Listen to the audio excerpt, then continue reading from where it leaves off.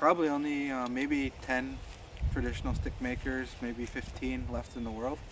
And so that was one of the reasons that we started, was because it was really hard to find a stick, a good wooden stick. Here in the US, even so, there's not many, you can't just walk into Dick's or some sporting goods store and find a wooden lacrosse stick for sale. You're a good player if you can play with any stick. I mean, if you can play with a wooden stick or a plastic stick or any stick that's given to you, that's what really truly makes you a good player. We're doing it's called a back bend. So this is your top bend here, and this is the back bend. And so we steamed it on this little steamer.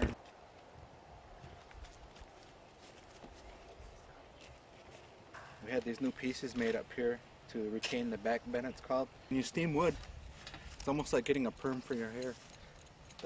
The steam breaks the bond within the wood, and then we bend it, and then we tie it closed, and then as it dries it reseals the natural bonding in the wood so it retains that shape that you give it. Well, we try to take that out, and this is the strongest part here of the tree, is this outer, and that's how thick your stick is going to be, and they're all the same way, they're all that same thickness. And when we bend it, this is another trick we learned, we leave the bark on. So when you bend it, it holds the, it stops it from splintering when you bend it. So it retains the whole top bend on there. And then that comes off later. But it's a natural way of keeping the wood from splitting when you bend it. And this, the sawhorse clamps down on it, so you can move your wood around at different angles, however you want to work on it. And if you need to get in there, you can put it like that, and it's basically a vise that's operated by your feet. And so it clamps it down, you can release it, and it works really well. We continue to sharpen the blade as we go along, but we want to always make sure that's pretty sharp.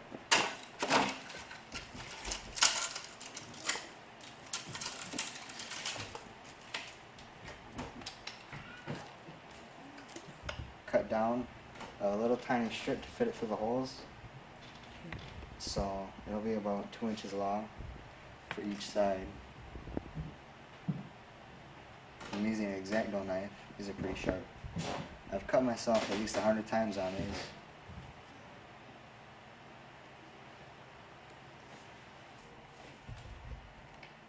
Some of the sticks here I'll just show you. This is one of our finished sticks here. You see that? This one was all hand carved, a little rough. But this is one of the first ones that we did that I use in games.